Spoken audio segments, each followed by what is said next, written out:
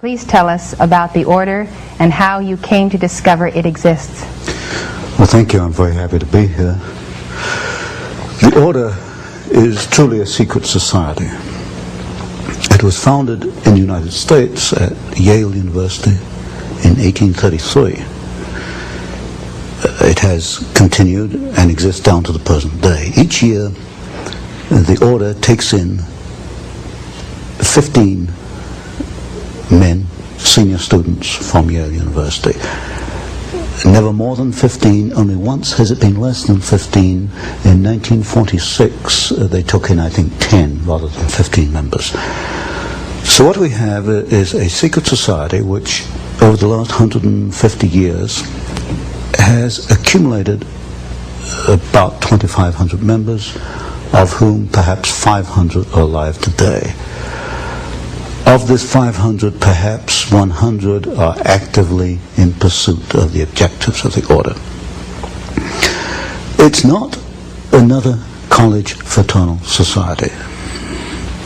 Yale University is the only university in the United States, or indeed the world, which has senior societies. These are societies where the 15 are selected in the junior year and actually are initiated at the beginning of the senior year. They stay on campus only 1 year as members. They are called knights. When they graduate, they leave the university, they go out into the world, then they're known as patriarchs. So at any one time you only have 15 knights in existence, and for the rest of their lives they're known as patriarchs, and they work during their lifetime, or a number do, towards the ends of the order. They are pretty much guaranteed success. Certainly they're guaranteed financial success.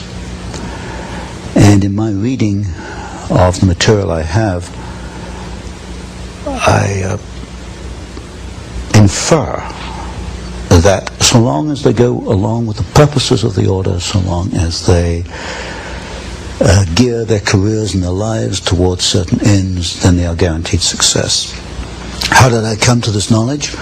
Well, up to 6 months ago, I denied that there was a conspiracy, because frankly I couldn't prove one. I suspected a conspiracy, but I couldn't prove there was one until 6 months ago. Well, a little before 6 months ago, I received the catalog, which is the membership list of the society, all the way back to 1833, and I received some of their internal documents, enough for me to put together the way they correspond with each other, the operations within the order, to some extent their problems, and to some extent their objectives. Now this is the book, An Introduction to the Order, by Anthony C. Sutton.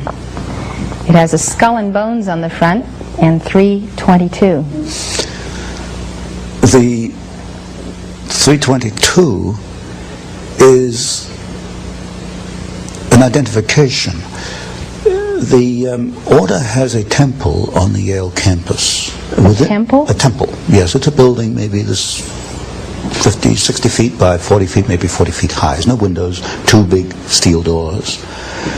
We know what the temple looks like because back in 1880s, a number of Yale students became a little unhappy about what was going on inside this temple. When they went by it at midnight, sometimes they heard strange noises and all kinds of rumors on the Yale campus as to what this might be. There was a break-in. I call it the Yale Gate. There was a break-in to the temple, and the students who broke in cataloged what they found, and they made a drawing, a design of the interior of the temple. And 3 of the rooms are numbered. One is 322, one is 323, and one is 324. 322 is also, I suspect, the chapter number. And also in correspondence between members, they conclude their correspondence where you and I would conclude yours truly or yours sincerely. They conclude yours in 322. Why 322? There are several theories for this. One is that the order originated with Demosthenes the Greek in 322 BC. That's one theory. Another one is that it stems from the founding date in the United States, which was 1832. So really we have the last two numbers, 32, the second chapter, founded in 1832. The skull and crossbones are prominent in their ceremonies, initiation ceremonies.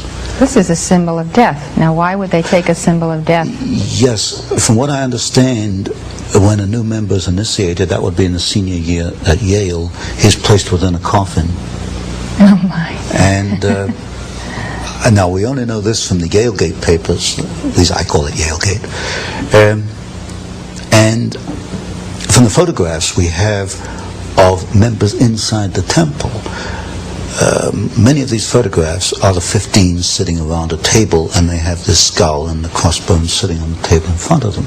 It is the symbol of death, and it has been called the Brotherhood of Death, and I think it probably more adequately should be called the Brotherhood of Death. So what I've had to do is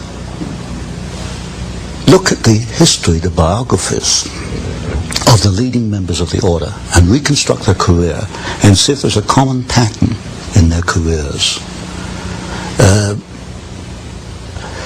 While doing that, I came across some interesting documents. Some members apparently are not too happy once they become involved with this after 10 or 20 years. One member in particular left a memorandum. He wrote it in 1932. It was buried away in his papers. I don't think anybody found it before I did. And it was a 6-page memorandum on the order, naming some of the members, and said it was the most sordid thing ever happened in the history of man. So, but to come back to my point, I have to reconstruct the objectives. What are the objectives? In the words of one member, might is right. If you have the power, you use it to achieve your objectives. What is the objective? As you look at the histories of individual members, it can only be one thing: to acquire power, to keep power, to use power for their own purposes. That year, that senior year, selects the next group from the junior class. Within the order, each group of 15 are known as clubs. I call them cells because they're very close to the Jacobin cell, the revolutionary cells, but internally they refer to them as clubs. Each club has an identifying number. For example, Averell Harriman is a very influential member of the order, the son of Edward Harriman, the railroad magnate. Harriman was initiated in 1913. His club number is D111. All the other 14 of D111 have died off. Averell Harriman is the only one left. To come to the other part of your question, who are some of the significant members? Today, 2 men stand out. One is Averell Harriman, who is the chief financial angel of the Democratic Party. The other is Vice President George Herbert Walker Bush. The Bush family is quite prominent within the order. Now, if you go back in history a little, you'll find that George Bush's father, Prescott Sheldon Bush, was also a member of the order. He was a member of Brown Brothers Harriman, which is the Harriman Private Banking Company. So today you've got 2 men who are supposedly in politics in opposition, Bush and Harriman, actually the members of the same secret society. And Bush's father was not only a member, he was a partner in what was then Harriman and Company, which later became Brown Brothers Harriman. So behind the scenes, and this is something you don't see until you investigate it, people who appear to be in opposition politically or financially or industrially or in many ways are working together. Other members might be William Buckley. Now, William Buckley became a member in 1949, but the preceding class to that was Bush, 1848. So you get Bush was amongst the 15 who selected Buckley, and Buckley's club, that 15, was the 15 that selected, for example, one of the new members for 50 was the Reverend Sloane Coffin Jr. The Reverend Sloane Coffin Jr. at Yale was at the core of the anti-Vietnamese war disturbances on Yale campus. This is typical. You'll find that men in the same society will take opposite positions in public. So you've got William Buckley, whom I call a House Conservatism member, but so is a man, for example, called Edwin Burt, who has a string of communist affiliations, which is about that long. And we'll get into this later. The method they use is that of the Hegelian dialectic. Thesis played against antithesis leads to a synthesis. In other words, for Hegel, for history to make progress, you have to have conflict. And when you look at the key people in the order, you will find that they generate conflict. So Bush and Harriman politically are conflicting. Coffin and Buckley, although part of the same order, are in public conflicting with one another because conflict leads to the new synthesis. Other prominent members, one of the most prominent was Howard William Taft, the only man to be both President and Chief Justice of the United States. The Taft family founded the order in the United States. There have been 8 members, 8 Taft family members within the order. Taft was probably the most prominent member around the turn of the century, 1910, 1920. Stimson, who was Secretary of War under Taft, then Secretary of State under Hoover, Secretary of War under Roosevelt. In other words, at that level, politics disappears, and people often wonder, why does a Democrat join a Republican administration? If you check back, you find often is not as a member of the order. So key people would be people like Taft, Stimson, Archibald MacLeish, who wrote the Constitution for UNESCO, also Librarian of Congress, the Bush family, the Walker family, and above all today, if there's a godfather in the order, it's Averell Harriman. Exactly what causes does the order espouse, and why are these divergent to those of our founding fathers? Well, the causes one can only deduce at this point from the operations of these men as individuals and working together. They want to acquire power above all. Power Political to do what? power. As you look at their actions, the political power is to bring about what they call a new world order, which is a one world. But they use the Hegelian techniques, and we know enough about Hegel to know that not only does this mean the dialectic process, the creation of conflict, but it also means that individuals such as you and I, or anybody watching this program, will be cogs in the state, that we have no individual rights. Our rights for Hegel, individual rights for Hegel, come about through obedience to the state. We see it in the educational process, which we'll probably talk about later, that we have adopted what I call a Hegelian system of education, which is not to bring out your innate talents, but to prepare you to be an individual cog in the state. Now, you're saying the members of the order believe this, and this is a part of their worldview? I would say that there is a minority within the order that does believe it. There's one thing I've learned in looking at the papers, that they're not all active. Maybe at any one time only 20% are active. Undoubtedly, the 20% that are active have this goal. If you look at Taft's great work, although as a president he hasn't accounted for very much in the literature, Taft's great work was to bring about the World Court, international law. International law in the World Court will be essential in the New World Order. If you take, for example, the career of Bush, Vice President Bush, when he was ambassador to the United Nations, he helped a process called Mondialization, which was a process by which an individual American city would adopt United Nations stature. In other words, it's a diminution, a dilution of U.S. sovereignty. So if you look at these individuals, Stimson is another very good example. Averell Harriman, certainly, in the way he's financed the Soviet Union, his work towards the build-up of the Soviet Union. If you look at these individuals and ask what is the common pattern is the creation of a one world. Now, supposedly, these people believe that they are great benefactors of our society, the wise men, those who are especially endowed to rule, and who also believe that the best interests of America happen to be their own best interests as well. I have never seen anything in the literature which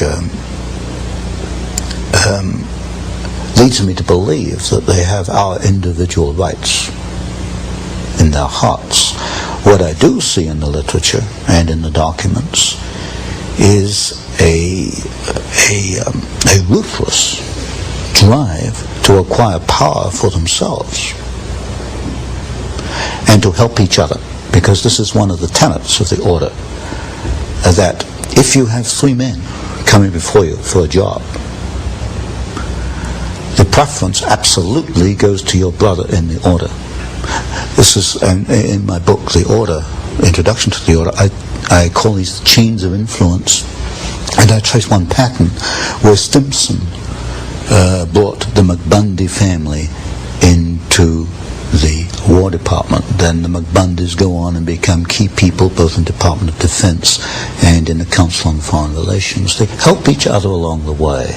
And when you get even a small number of men doing this, it can exert a very powerful force, a very powerful influence. So the basic assumption is that because they know what is best for America, the way to preserve that is to amass power to see to it that the destiny they envision comes to pass. My assessment is they're not thinking what is best for America, they're thinking what is best for the order. What is best for the order comes first. Is what is best for America in their eyes. order. Yes, in their eyes. And what's good for us has to be good for America, so we will remold America according to their pattern. That's right. Yeah. It remains secret for 150 years because these people are under an oath not to talk about it. I understand that a member of the order may not remain in the room if it comes under discussion. Now, if I can elaborate on this a little bit, this poses a problem for Mr. Bush, because I write something called the Phoenix Letter, which is a monthly newsletter, and last November I began to open up.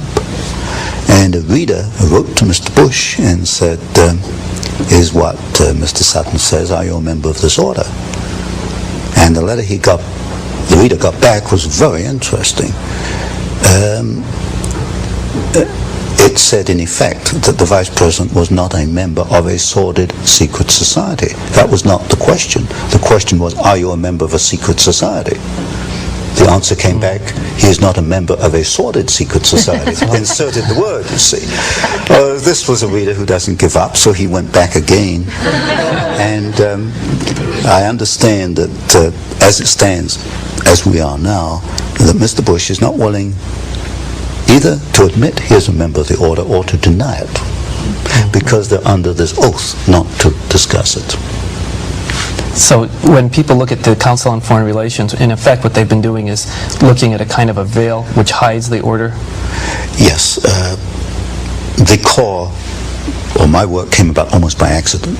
If someone had not donated to me the membership list, we wouldn't be here today. It's remained secret because nobody has done that. Everybody's been looking at the Council on Foreign Relations, the Trilateral Commission, the Bilderbergers. They are not truly conspiracies because the membership lists are open. The membership list of the order has not been open. So there's a distinction between the CFR and the Trilaterals and the order. CFR and Trilaterals are not conspiracies because they are not secret. They do what comes naturally. And this, of course, is very different argument to many people who've promoted conspiracy have made. They get across the idea that these people telephone each other and have little drawings and maps and diagrams. They don't operate like that at all. If you meet these people, they think alike. They talk alike. They come up with the same ideas simultaneously and they move simultaneously. They know what they have to do. So they're a breed. They're a breed. Exactly. Now, Tony, what has this breed done? What are their chief accomplishments in molding domestic and foreign policy and actual events in American history since their founding at Yale? One is they have acquired enormous political and financial power. You'll find representatives of the order in politics. What have they done with this power? What has happened to America that would not have happened had they not been the order? Creation of war and revolution. Specifically, which ones? Do you have documents on that? The third book book in this series, which I'm bringing out, takes two wars and one revolution. Well, two revolutions in one war. World War II, the Bolshevik Revolution, and the rise of Hitler, which I call a revolution in Germany. We can find the order behind the Russian Revolution, the Bolshevik Revolution. We can find behind the rise of Hitler. We can find in the maintenance of both of these systems, the transfer of technology to both. Since you've already proven that Wall Street is behind the Bolshevik Revolution and the rise of Hitler, now you're proving that the order is behind Wall Street. Exactly. Now, who's the key figure in the order or figures that mold Wall Street? In order of dominance, Averell Harriman, partner in Brown Brothers Harriman. Stanley of Morgan Stanley. It used to be J.P. Morgan, then it became Morgan Stanley. Those two are the key. Now, what did the order want to accomplish in the Bolshevik Revolution? You create opposing forces which you place in conflict. Out of conflict, you've got profit. You've got political power. And you can direct history. And if you look at the writings, for example, of the Trilateral Commission, they talk openly in the Trilateral Commission about managing conflicts, not solving conflicts, but managing conflicts. Conflict management. That's the cry. So they got the profit, the power, and the management. Mm-hmm. Where do they want to steer history through the Bolshevik Revolution? They wanted to set up, and they did, two opposing forces. Out of that came World War II. There were logical steps in the process. They used the same bank, Guarantee Trust Company, as the conduit for the financing of Hitler, and also as a conduit for financing, and also the early days of the Russian Revolution. In fact, in Russia, Soviet Russia in 1923, a vice president of Guarantee Trust Company was the foreign director of the Roscombank, which was the first Soviet overseas bank that was set up. They were that close in those days. You'll get a very close relationship between the early Hitler days and members of the Order, which is in the third book. I think the Order has been at war with the United States in general since 1833. There's no question about that when you look at their individual actions. And that is because if the flower of the United States, the flower of freedom, was to become what its potential was, their very elite positions would not have a stronghold. Exactly. The greatest single threat to this breed that has antedated Christ is the nation that has itself founded upon a constitution that absolutely guarantees the rise of the individual. This is one of the problems. They cannot live with the Bill of Rights. In fact, this is why when Archibald MacLeish, a member of the Order, wrote the Constitution for UNESCO, it was built into there that UNESCO would gradually try to erode press freedoms. In the Trilateral Commission, you'll find the same criticism: too much freedom of the press. There's just too much freedom for these people. They can't live with the Constitution. They tried to change the Constitution through the Fund for the Republic down here in Santa Barbara. They've not been successful yet, but they realize that there are roadblocks they've got to overcome to achieve what they want.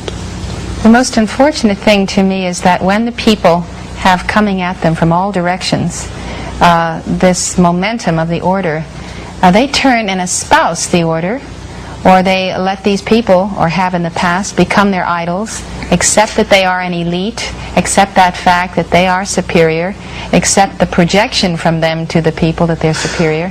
And today you will find people agreeing with the limitation of freedom in various sectors of this country for various purposes. That's a very unfortunate part of our society, that too many people are willing to abandon freedom for security, or what they see as security. You can get security in a Siberian gulag, but you can get freedom in Hitler's concentration camp. But too many people are willing to give up freedom for security. Too many people are willing to look at these people as miniature gods. And because they have achieved power, don't ask how did they get power. or what they're going to do with the power, but just the fact that they have power makes them a god, and therefore they worship them. This, to me, is unbelievable. People, I put in one of my books, we've got 20, 30 million degree holders in the United States. People have earned a college degree, but they don't question the statements which are made by these people. Well, it's an amazing thing that people, educated people, can accept that the interference with private property rights, or with the press, or public assembly, or religion, free speech, the interference with that can somehow be necessary to the continuity of the republic, or the security of the nation. It's ridiculous. I can't answer for these people. All I hope is that they will examine their own consciences and their own mind. Well, Tony, I think that in conclusion, it's very important that we understand how you develop in your third book, which is about to come out, the development of conflict to produce war or peace that they're choosing, and how that has worked, let's say, in Vietnam, or in the situations that are occurring today in the Middle East, where there is great conflict. How is the order managing the conflict we see on the globe today? Well, it's, as I mentioned before, basically it is using the Hegelian dialectic. You establish one side, then you establish the other side, then you bring them into conflict, then you manage that conflict. So you establish Soviet Union, you establish Hitler, you bring them into conflict, World War II. By managing the conflict, you can control the next decade or so. And as I mentioned, we built up the Soviet Union. We're building up their China today, communist China. We're even going to send the military technology. So by 1990, 2000, we've established the two sides. We bring them into conflict. Now tell me, why does Reagan go along with these agreements with Red China, which he just did, to supply this technology? He's not a member of the order. Why does he respond to its stimuli? Because you've got a group within the administration who are members, who are connected with the order. When you get a group quite capable men working together, they can wear down opposition, they can erode opposition, because they're all kind of marching in step. If you get 3 men marching in step, they can do more than 20 men marching to their own step. Do I make my point here? And within the order, for example, or within the administration, you've got, for example, Mr. Bush, and the people around Mr. Bush, Mr. Baker, Chief of Staff in the White House. And gradually you've seen the weeding out of those individuals who are independent. They've either resigned or they've been moved out to other departments. So in effect the order has taken over very gradually, very carefully, without any fanfare.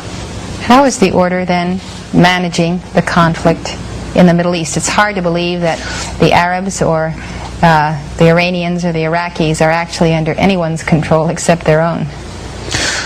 I can't fully answer that today. And many of these questions you can only answer maybe 10 years later, when you can look at it in perspective. For example, I can look at Pearl Harbor today and see quite clearly a much different picture on Pearl Harbor than was put out in 1941. I can't look at the Middle East today and make too much sense, except you've obviously got two sides. You've got the Hegelian dialectic at work. You've got conflict being created, conflict being managed. The Marines go in, the Marines go out. Today, the Iraq is attacking the Iranian oil bases. You've got the deliberate two sides in these conflicts, the deliberate creation of conflict and the management of conflict. Put it this way, is Castro in Cuba because the order wants him there? Could I rephrase the question? Is Marxist Angola remaining a Marxist Angola because the order wants him? The answer there is yes. Because I know in Angola, the Gulf Oil Company is the biggest supplier of foreign exchange to Marxist Angola. Pull Gulf Oil out of there, there's no more Marxist Angola. I can't answer as clearly for Cuba. So Gulf Oil wants Marxism? Oh yes, it wants, undoubtedly. And Marxism supports Gulf Oil? Oh yes, in fact Cabinda, the Gulf Oil installation in Angola, is defended by Cuban troops. But you see, you've got an interesting phenomena. I think everyone should hear that one more time. I said Cabinda, which is the Gulf Oil installation in Angola, Marxist Angola, is defended by Cuban troops. So here we have Cuban troops defending a capitalist so-called monopoly. capitalist. But one of the first things you learn in this business is forget about capitalism versus communism. That is absolute nonsense. The two are, behind the scenes, are hand in hand. It's a capitalist-communist conspiracy. One conspiracy. Yes, but you need intertwined. the so-called conflict between the two to keep people focusing. Look, keep you looking over there. You know, capitalism versus communism. You know, that makes a nice little picture. You know, you get books on it and films on it. Capitalism versus communism. That's not where the action is. The action's over here. Well, what's the greatest single threat to the United States in terms of Central America, Nicaragua, El Salvador, the government of Mexico, that we need to be aware of in terms of an understanding that it is the order that is arranging things that are very detrimental to the future of this country? Well, there you have a complex picture. Because it's not only a Marxist movement, it's also a rebellion against poverty, and there's a bit of poverty down there, as we all know. I had to go across the border into Mexico to realize that. You have the intervention of certain religious groups, the Maryknoll Sisters, the Jesuits. There's another conflicting factor down there. You have, for example, in Panama, where the Panama Canal was handed back to Panama, and there's a story behind that which involves the debts that Panama owed to the United States and the functions of Marine Midland Bank. And of course, Sol Leiner was director of Marine Midland, was a negotiator down there. You've got a very complex picture in Central America. What it is the creation of turmoil. Out of it, we will either get bogged down in another war, or we'll get a series of Marxist states. But what we're heading into, I think, is an era where the order is willing to back some Marxist states but not others. It will back Marxist Angola. It tried to back Nicaragua for a while. It would not back Grenada. In other words, we're getting to a situation where there are good and bad